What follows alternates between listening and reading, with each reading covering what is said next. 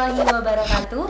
Halo Sobat Dista, balik lagi barengan Zaula tentunya di Diskes, Dista Podcast. Oke, kali ini Zaula nggak sendirian nih.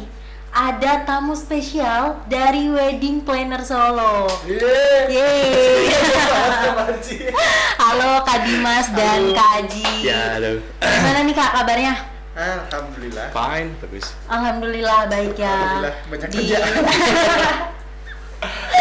Berarti lancar dong kok banyak kerjaan ya? Alhamdulillah, makanya alhamdulillah kan, Den. Oke, tadi ngomong-ngomong perjalanan ke sini gimana Kak? Lancar atau macet mungkin? Macet sih. Macet tahun baru sih ya, banyak banget mobil plat B. Oh iya. Jadi ya udah Kak enjoy lah ya. Ya, oke. Oke, kalau gitu Kak, kali ini di Dista Podcast aku mau tanya-tanya nih seputar Wedding Planner Solo. Oke. Jadi kalau boleh tahu nih Kak, kapan sih Kak Wedding Planner Solo itu dibentuk gitu? Ah, nih, susah nih. Susah. Bisa jelasin nggak? Gimana ya? Gimana ya? Gini. Sejarahnya panjang nih kayaknya ya. Lumayan sih. Jadi kalau kita resminya itu kita patenkan di tanggal 11 Maret tahun kemarin. Tahun ini. Oh, tahun ini. 2022. 2022. Jadi kalau resminya itu memang belum ada setahun resminya. Cuman sebelum itu kita udah beberapa kali nerima klien. Tapi kan masih dalam bentuk belum ada teman-teman office gitu. Jadi masih belum teratur lah.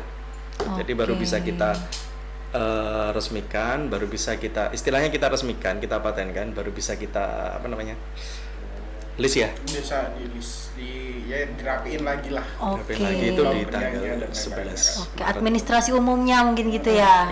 11 Mei. 11 Mei. Iya. Mei 11 Oh, Mei, 11 Mei. Ya, sorry. Oh, 11 tahun Mei. ini berarti ya, Kak, tahun ya? 2022. Oke. Jadi kalau Wedding Planner Solo nih kelebihan dari WPS WPS ya singkatannya Kak ya. Iya. Itu tuh dibanding wedding organizer lainnya tuh apa Kak? Kalau boleh tahu. Di Solo ya? Iya, di Solo. Di Solo itu WO banyak banget Kak, banyak banget. Kalau kita data ya hampir 50-an seluruh raya ya, gitu. Maka dari itu kan kita lihatnya potensi kita ada di mana gitu kan. Setiap WO kan punya ciri khas masing-masing. Iya. Ada beberapa WO yang dia punya ciri khas asik gitu, gayeng, pokoknya joget. Terus ada yang punya ciri khas di mana dia itu resmi semua kayak gitu. Nah kita tetap dong cari ciri khas kita sendiri, gimana kita branding kayak gitu. Alhamdulillahnya ya worth it kan. Jadi rata-rata dari teman-teman ini kelebihan nih. Rata-rata dari teman-teman Wedding Planner Solo itu memang anak-anak fresh graduate. Jadi anak-anak kuliah yang sudah lulus S1. Jadi bisa didominasi oleh teman-teman S1 kayak gitu. Yang artinya klien lama-lama akan ngerti bahwasanya kalau cari wedding organizer atau wedding planner yang di mana dia rapi, di mana dia Dia tertata dulu lah paling nggak. Iya, Maksudnya betul. penataannya tuh lebih gimana? Ya, lebih rapi aja. Oh, lebih rapi karena dari krunya juga kan ya anak-anak yang rata-rata udah S1 gitu ya kayak. Tetap beda lah untuk cara pola kerjanya lah Iya, dibanding treatment yang lain dan lain-lain tetap beda lah. Kita dari anak-anak ini termasuk saya dan Mas Dimas itu kan juga fresh graduate. Fresh graduate ya. Dan ngomong-ngomong nih, Kak Dimas dan Kak Aji ini kan alumni kampus ini juga ya? Iya dong. Iya. Iya dong. Mendadak lupa nih ya, fresh graduate kayaknya. Saking freshnya kan. Saking freshnya ya Kak. Ya dulu kita satu jurusan ya Dim. Satu jurusan. Satu Jurusan. Terus saya pernah masuk kelasnya dia. Kalau dalam tingkatan saya masuk dulu ya. Angkatannya lebih tua Mas Adi. Tua, Lebih dulu Lebih Mas Adi. senior. Mas Adi dari saya. Lebih senior. Jangan bilang tua. Itu pakai senior junior gitu berarti ya. Iya, lebih duluan gitu Lebih aja. duluan. Ya sekedar kenal, sekedar ngerti, terus cobalah kita ajak gitu. Klop deh sampai sekarang. Oke, alhamdulillah. Oke Kak, kalau boleh tahu gimana nih kalau misalnya aku atau teman-teman yang lain mau pesen WPS ini? Mau order. Iya, mau order gitu. Ya, pasti siapkan pasangannya dulu. Oh iya, pasangan dulu Iya, harus aku ya. nggak mau ya. Tanya-tanya lagi mas. BPS ada paket sama pasangannya nggak? Langsung Capek order ya. sama paket Capek ya. sama guyonan kayak gitu. Mau ada pasangannya boleh, dapat diskon. Tapi aku pasangannya. Gimana? Jomblo ya? Oh, karena ternyata yang ngurus WO ini juga banyak yang jomblo gitu ya. Iya lah, kalau gampang nyari pasangannya. Ya kalau rata-rata memang teman-teman itu kita lihat polanya itu dari Instagram sih, dari Instagram dia ngetuk bio, dia ngetuk nomor di sana baru konsultasi gitu. Kita pasti selalu jujur kita itu nggak ada nomor admin, adanya nomor pribadi. Oh. Jadi malah nggak ada jam kerja di sana. Memang plus minus sih. Jadi fleksibel.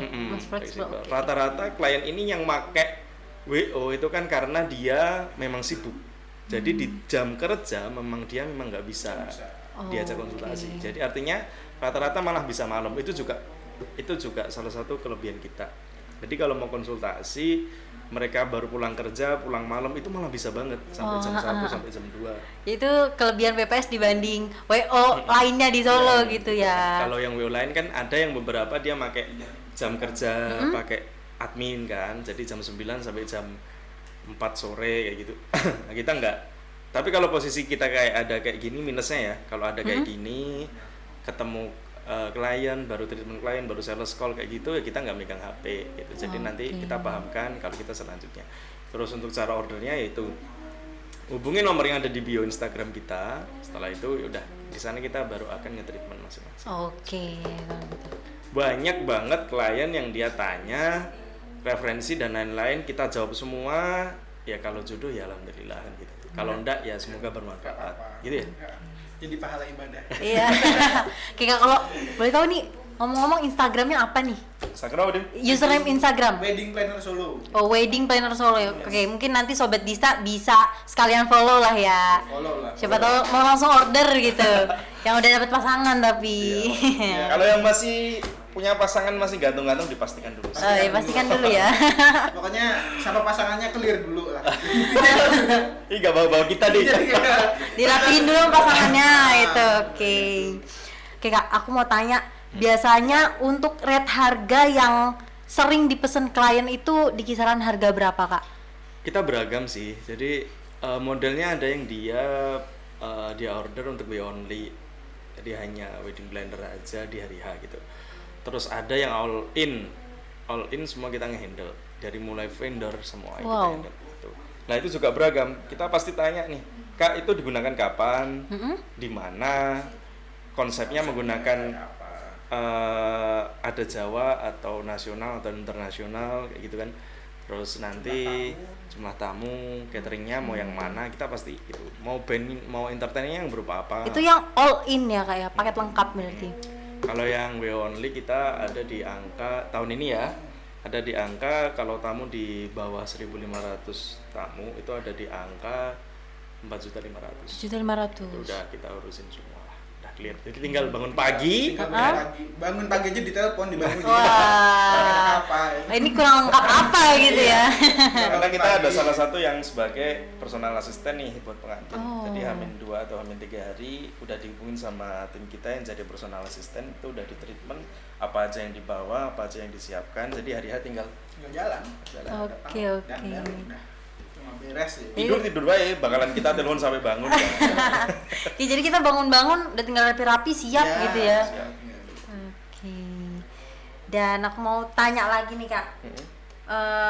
Ini kan Kak Aji dan Kak Dimas nih kru dari Wedding Planner Solo nih ya. Bener. Dan kalau misalkan aku atau teman-teman lainnya mungkin mau jadi kru juga di WPS ini gimana sih Kak caranya? Emang bisa deh. Atau mungkin ada syarat-syarat tertentunya gitu, syarat-syarat khusus gitu? Sementara belum pernah sih kita buka recruitment, belum pernah. Belum? Karena at least kita jujur ada sekitar 20 kru 20 kru? di kita gitu. Itu udah bingung nyarikan mereka job. Tapi kalau emang akhirnya besok kita harus recruitment ya semoga ya, berarti kan kalau kita buka recruitment lebih banyak nih orderannya. Iya. Pastinya nanti yang disiapkan sebenarnya mental. Lebih yang paling penting tuh mentalnya ya. Mental yang Sama pinter-pinter nge-branding diri. Tapi kalau mau ikut, kita ada program namanya nebeng crew. Jadi nebeng crew itu kayak apa bisa dibilang magangnya lah. Jadi nanti kita libatkan biasanya satu event 2 orang. Kita libatkan satu event, itu nanti teman-teman di situ bisa kayak belajar on eventnya tuh kayak gimana. On event tuh ya apa aja yang harus dipreparekan, after event apa aja yang harus dipreparein, apa aja yang harus beresin. On eventnya nanti bagian apa aja, ada bagian apa aja, nanti kita libatkan di situ, dan nanti ada mentornya sendiri kayak gitu. Nanti ini kita sementara masih batch 1 nebeng crew. Nanti rencana ada batch 2-nya ya. Nebeng crew rencana. Itu nanti makanya pantengin aja di Instagramnya di Wedding Planner Solo. Oke, siap. Jadi buat teman-teman yang masih mau belajar ini bisa ya ikutan nebeng apa? Nebeng crew. Oke. Itu memang kita buat program itu karena antusias teman-teman yang mau ikut jadi kru tuh banyak banget. Kita ya juga ngerasa bersalah kan. Kita tuh nggak buka rekrutmen, tapi yang DM Kak buka freelance gitu hampir setiap hari ada. Banyak banget berarti ya Pak ya. Terus kita dulu memang berawal dari orang yang bukan orang event gitu.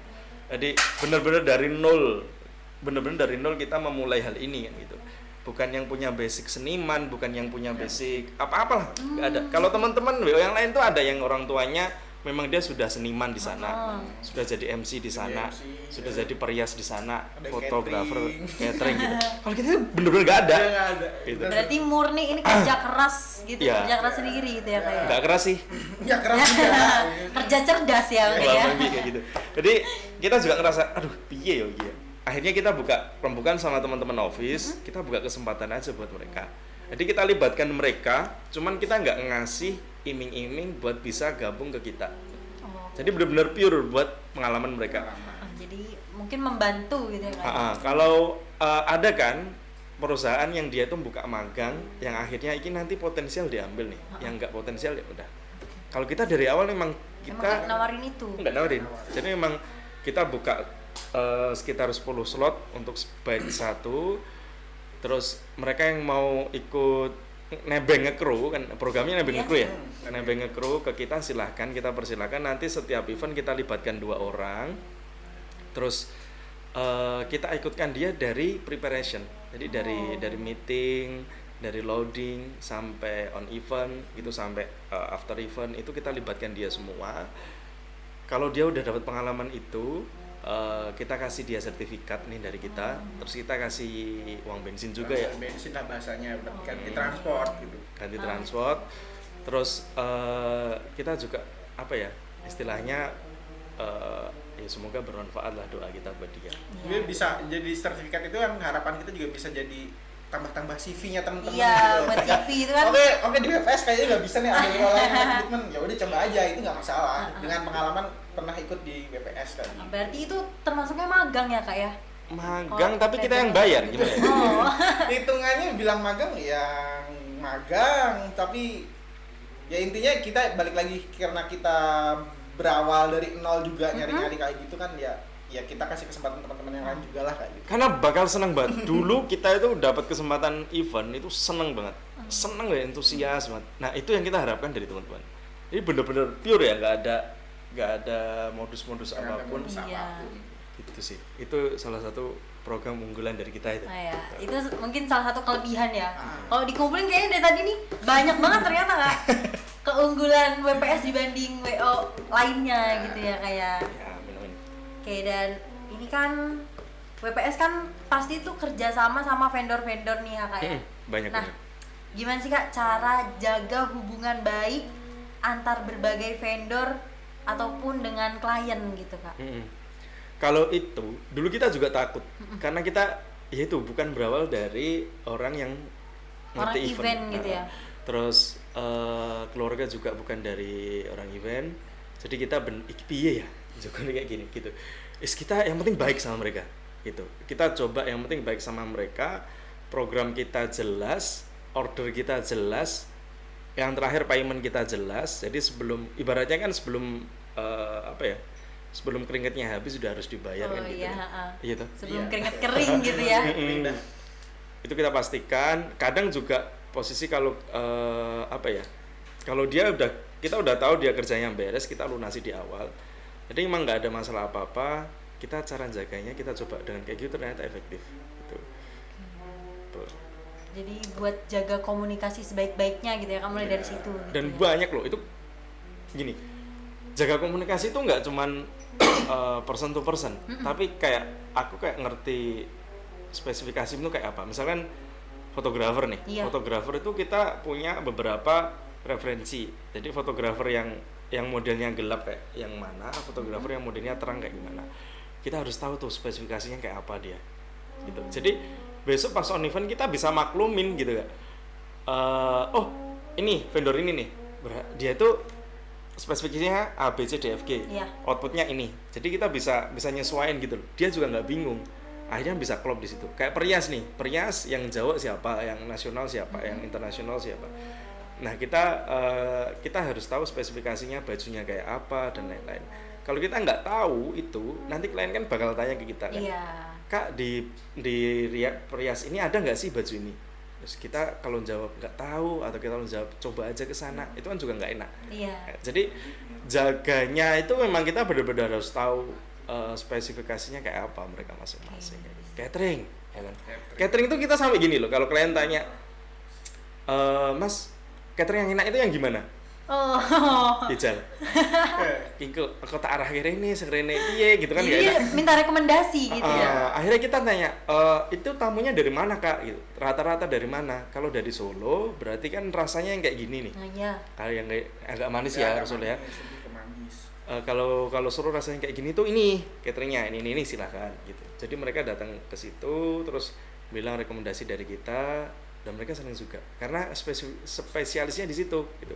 Kalau kita tanya catering mana nih, dari tamu mana nih gitu kan, dari Maduro kan udah beda lagi tuh. Beda lagi. Es teh kita sama sana udah beda Mas. Kita rasa sambelnya juga beda. Kita sarankan nih ke sana gitu. Terus mereka yang diorderi catering itu juga senang. Oh, spesialisku juga di sini Mas gitu. Kita juga jaga sampai kayak gitu. Itu yang bikin brandingnya naik gitu ya Kak ya. Gitu. Jadi kita juga tahu, selain kita tahu produk knowledge kita sendiri, kita tahu produk knowledge-nya dari teman-teman vendor kan. Karena ya spesialis ya namanya WO selain jual jasa kan jual vendor gitu. Kerjasamanya di situ gitu ya, saling nguntungin. Oke Kak. Dan ngomong-ngomong nih Kak, sejauh ini nih kesulitan apa sih Kak yang pernah dirasain WPS dalam ngejalanin tugas gitu loh Kak? Dan solusinya apa untuk kesulitan itu? Sulitan mau dari mana nih? Banyak. Yang paling sulit deh Kak, dari yang paling sulit. Kalau sulit sih enggak sih Kak. Kadang karena kita belum paham aja gitu kan. Jadi menjalani hal itu kayak susah gitu. Jadi tak kira wedding organizer atau wedding planner itu tuh memang harus selain tahu orderan, tahu spesifikasi, kita juga harus tahu psikologis seseorang. Jadi harus paham psikologis seseorang ya. Jadi kita first time ketemu dengan klien gitu. Oh, ini mbaknya kayak gini. Terus kita tanyain, misalkan dia cerita orang tua saya bekerja di sini gitu kan. Berarti potensinya tamu ini banyak atau enggak. Nah, itu kita yang bukan kesulitan, kita harus cermat di situ kan. Pinter memahami. Harus kenal lebih dalam gitu ya. Iya. Dan kita nggak bisa tanya lebih. Kan karena itu privasi kan. Jadi hanya sekedar ngobrol gini kita harus pintar-pintar nyimpulkan, kita sarankan. Itu salah satu yang susah di situ. Nah, misalkan nih dari kakaknya nih, klien kita nih, kakaknya cerita nih, bapak itu kerja di instansi ABC gitu. Bapak itu posisinya bos. Bos bapak itu punya bawahan sekian berarti. Tapi bapak itu mau acaranya intimate wedding atau sedikit tamunya. Itu pasti kita sarankan. Kak, bapak ini kan orang yang luar biasa nih. Iya. Teman-temannya banyak, bawahnya banyak. Artinya kalau kita menggunakan intimate wedding, pasti tamu yang lain kalau nggak diundang pun mesti datang. Gitu. Nah kayak gitu loh. Yang kita sulit itu kayak gitu. Salah satunya kayak gitu. Memahamkan. Dan selain itu kalau aku pribadi sih lebih ke kita kan di Jawa ya. Iya Kak. Jawa itu kan masih adat budayanya masih kental banget. Itu sih yang jadi tantangan karena kita baratnya adat Jawa yang paten aja belajarnya masih kesusahan. Sekarang tuh banyak lagi yang diadaptasi yang lebih fleksibel gitu loh. Itu yang jadi tantangan sendiri sih sebenarnya, kayak Misalnya biasanya ada adat namanya apa? Sinduran pasrah tampi, sinduran pangge. Itu kan biasanya harusnya sebelum resepsi. Karena perkembangan zaman akhirnya mantennya punya wedding dream adat Jawa tapi ada internasionalnya juga. Itu kan jadi tantangan sendiri. Belum juga nanti konsepinnya kayak gitu. Belum lagi nanti dengan adaptasi budaya yang baru kayak gini masih ada beberapa orang yang harus caklek ya budaya harusnya kayak gini. Itu jadi tantangan sendiri juga buat kita sih sebenarnya. Jadi kadang kesulitan yang kedua dari kita pengantin tua atau pengantin dengan panitia atau dengan keluarga itu berbeda pandangan gitu. Jadi kita pemahamkan satu-satu gitu. Nyatuin persepsinya gitu jadi penengah malahan gitu. Iya, terus akhirnya ternyata gini gitu. Pengantin pokoknya Mas aku maunya A B C D E. Tolong dong disampaikan ke pihak keluarga gitu. Kita datang ke keluarga nih, kula nuwun gini. Nggak bisa Mas. Nggak bisa. Di sini adatnya tuh kayak gini, nggak bisa kayak gini. Nah, sedangkan pengantin ini kan kalau kita nganggap klien itu kan sebagai ya bener-bener inilah klien gitu kan. Jadi ya jangan ngasih klienku gelo kan gitu. Akhirnya kita pahamkan nih, ya gimana kita rembukan aja Pak, dari Mbak ini tuh mintanya kayak gini gitu. Terus dari keluarga kayak gini, kalau kita mixkan gimana gitu. Loh nek di mix piye? Ada solusi nggak ya? Kita kasih solusi. Jadi kita harus punya plan A sampai plan Z.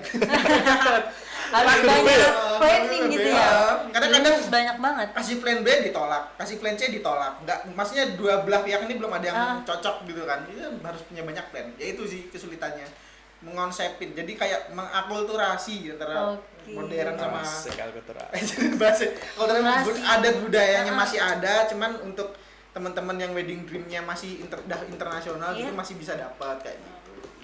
Tapi beberapa kali alhamdulillah bisa ya. Bisa. Kadang gini, kadang dia pakai baju siger Sunda, ya kan? Prosesinya ada Jawa, ada panggihnya. Ya apa-apa, karena mereka sama-sama setuju, orang tua setuju, panitia setuju, dari pihak pengantin setuju, yowis. Akhirnya yowis lah, yo pasti kan ada omongan nih dari tamu, cuman ya itu yang diinginkan gini. Itu permintaannya. Itu wedding dream ya. Tugas kita kan mewujudkan wedding dream itu orang-orang. Ya. Kayak gitu sih, itu kesulitan yang lain. Terus kesulitan yang ke mana ya? Ke vendor itu kadang ada klien yang hubungin dadaan nih. Misal hamin 2 bulan atau hamin 3 bulan itu kita ngira udah dadaan. Suruh carikan A B C D E. Ternyata vendor-vendor ini udah penuh di tanggal itu gitu kan. Terus akhirnya piye Jan? Ya itu. Nah, akhirnya kita cari lagi kita pahamkan kayak gitu. Itu kan nggak cuma sekali 2 kali Kak itu. Itu stepnya beberapa kali gitu. Oke, jadi untuk proses ngubungin WPS-nya nih kira-kira berapa bulan Kak normalnya gitu?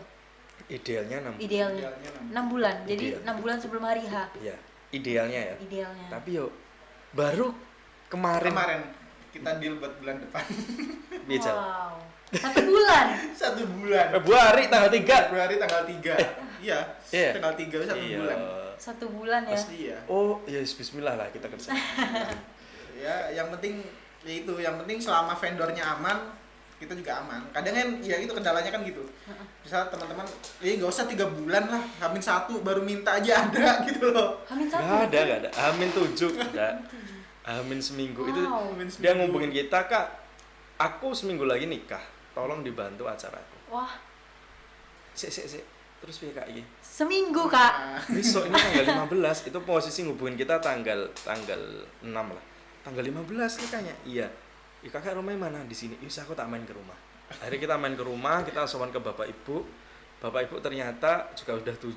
Jadi yang menyarankan cari WO itu juga Bapak Ibu karena mungkin saking riwahnya ya. Iya. Terus kita pasti selalu sowan ke ketua panitia, pasti. Karena biar tidak ngelangkain kan. Iya. Sowan ke sana. Terus dari panitia juga oke, malah alhamdulillah terbantu. Akhirnya kita jalan. Kalau udah ada klik-klik itu enak. Jadi kita jalan hamin seminggu. Hamin seminggu. Keren, gila.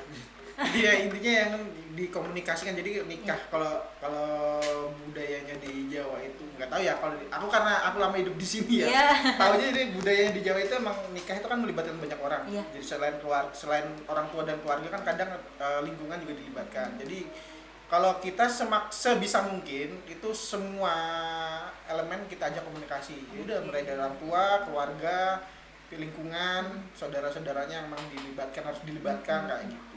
Jadi semua pendapat terlibat gitu ya. Karena jadi ada beberapa anggapan kita pakai WO itu malah enggak, bahasa Jawa ini orang wongke. Orang wongke dulur-dulure, orang wongke wong desa kayak gitu kan, bahasa Jawanya kayak gitu. Justru enggak, pakai WO kita libatkan, justru kita membantu panitia di sini kayak gitu. Tugas kita membantu panitianya. Jadi kita menjembatani antara panitia dengan vendor, panitia dengan orang tua. Gitu. Kita lebih banyak membantu panitia sebenarnya. Jadi kalau ada anggapan pakai WO itu orang enggak nganggep keluarga, enggak nganggep orang-orang desa, itu sebenarnya salah. Itu salah banget ya berarti. Ya perlu diluruskan sih. Karena kita bukan yang harus manut dengan kita semua. Enggak. Kita bantu malahan gitu, kita bantu. Kita bantu nyatuin gitu ya. Jadi dari klien kita, dari pengantinnya pengennya seperti apa, kita sampaikan ke keluarga, ke panitia ternyata kurang setuju, yakinnya kita jembatani untuk ya kita cari jalan tengahnya seperti apa. Gitu. Tapi itu nggak mudah, Kak. Tapi itu susah, tantangannya di situ justru, karena ya yang kita tahu buat sebagian orang ada budaya kan emang nggak bisa nggak bisa hal yang nggak bisa diubah-ubah, harus pakem seperti itu. Bener banget itu. Makanya dari kita itu membatasi order. Jadi maksimal 1 hari itu 2 order. 2 event. Artinya pagi itu 2, malam 2. 1 hari itu maksudnya kita dari pagi sampai siang gitu. Oke. 12 jam ya waktunya kan waktunya kan kalau enaknya wedding sama event tuh bedanya tuh itu. Kalau wedding kan hadiah itu paling berapa sih? Paling pol kan paling ya normal 8 jam. Kalau event kan mungkin sampai berhari-hari ya konser. Kayak konser pirang dino aja. Iya. Gitu. Kalau enaknya itu kalau itu. Jadi kita sering banget bukan nolak ya. Kita nggak bisa mengiyakan. Kalau klien posisi ngubungin kita, posisi kita siang itu udah ada 2 order. Malam udah ada 1 order gitu. Itu kita mungkin kalau ada order lagi Kak, mohon maaf nih gitu. Yo akhirnya dia, ya Allah Kak, aku padahal pengen banget pakai BPS. Lah piye? Karena bakalan nanti nggak maksimal. Prosesinya itu panjang loh. Aja nikah nih hari H. Iya. Dari sini kita membuat konsep, ngubungin ketua panitia kecil, kumbokarnan, loading. Aduh, panjang banget ya. Panjang banget loh. Makanya untuk angka yang kita sebutkan tadi ya, 4,5 juta itu di Solo itu kita kira dengan jangka yang sekian panjang itu masih relatif standar lah, enggak yang murah banget, enggak yang mahal banget gitu. Jadi konsultasinya banyak lagi, maksudnya konsultasi jam berapa aja dilayani lagi. Ya. Gitu loh, bahaya dia. Tapi ya kalau longgar pasti kita. Kalau longgar, jadi kita nggak terpaku jam kantor gitu loh. Oke. Jadi untuk meminimalisir resiko yang enggak itu dibatasin ya Kak untuk ordernya. Kita kalau ambil klien banyak-banyak komunikasinya bingung. Iya. Komunikasi 2 arah kata dari Canan. Kalau 1 arah siaran radio. Itu susahnya di situ. Kalau 1. Tadi tanya apa sih? Iya, kesusahan. Iya, kesulitan. Saya di situ. Selain itu juga kan kalau kita ambil job terlalu banyak kan kita masih terbatas di kru Surabaya. Terus kenapa nggak mau ambil aja? Ya itu tadi, kita 20, kita jaga, kita apa ya bahasanya? Kualitinya kita stabilin dulu lah. Biar enak quality controlnya. Kita upgrade dulu gitu ya. Kita upgrade dulu, mungkin kedepannya bisa. Asik nih kalau ngomongin kru. Kita tuh benar-benar dari orang yang benar-benar nggak tahu event gitu kan. Rata-rata kru kita juga sama dong dengan kita kan. Jadi kita berawal dari nol. Maka untuk kru kita kasih beberapa program.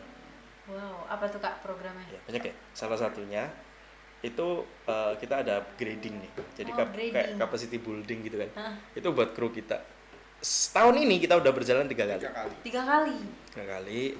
Terus kita buatkan kayak buku panduan gitu. Ini juga rahasia nih dari kita. Wah, rahasia perusahaan nih. Jadi ketika on event dia punya pegangan apa aja yang perlu dikerjakan. Karena kita memang berawal bukan dari orang-orang event.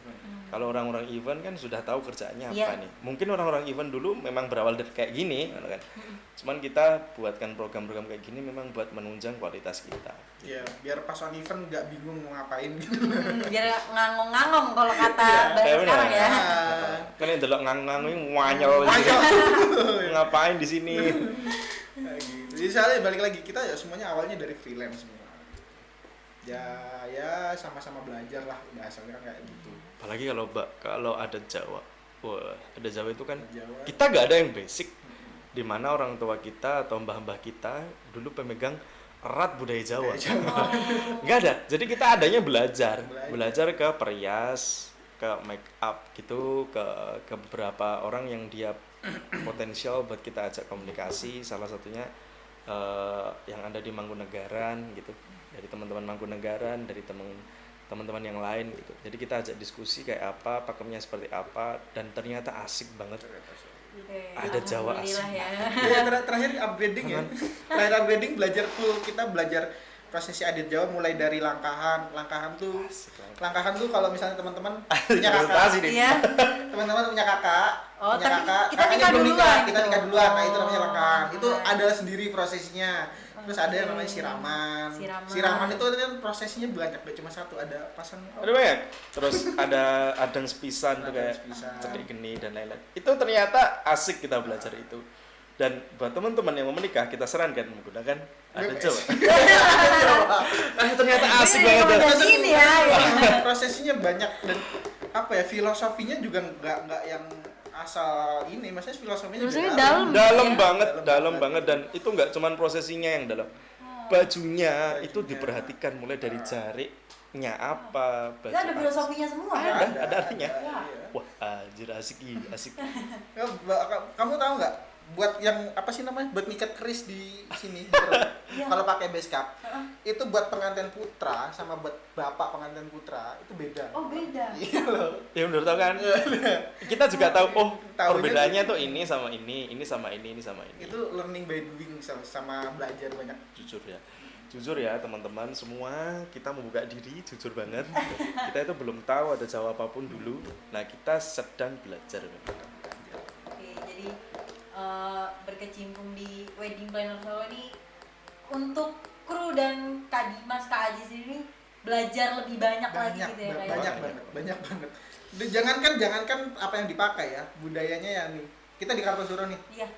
Sama di Solo, sama di Boyolali udah beda. Udah beda. Prosesnya udah beda.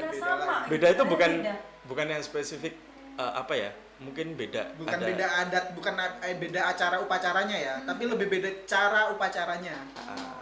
Kayak gitu. Gak usah jauh-jauh Solo Jogja. Dalam Solo aja beda gitu loh. Udah beda kecamatan, beda kabupaten, udah beda. Itu pelajaran. Wah, ternyata gini ya gitu loh.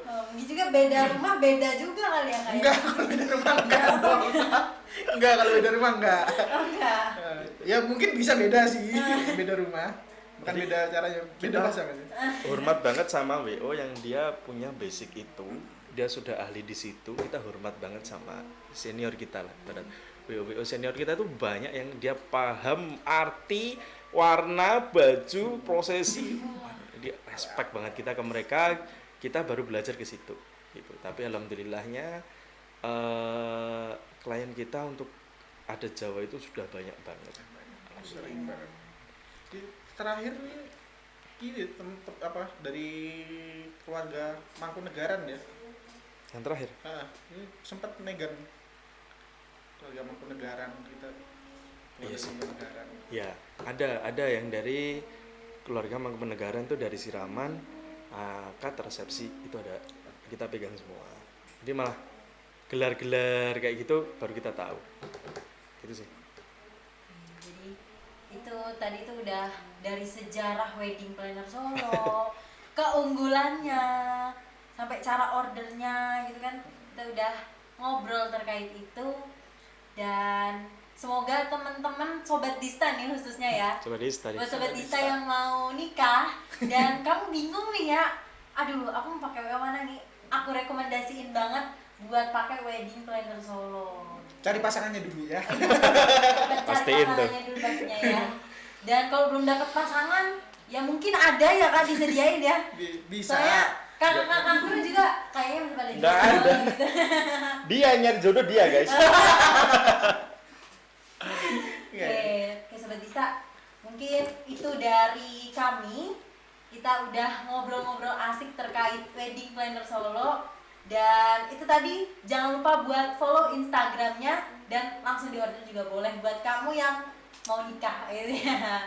Oke, sekian dari kami. Kita ada jargon nih, boleh ya? Sih? Boleh banget. BPS. BPS gini. Oh, BPS gini. Oke, boleh sekali lagi. Gimana? Jargonnya BPS. Oke. Itu aja mungkin, sekian dari kami. Wassalamualaikum warahmatullahi wabarakatuh.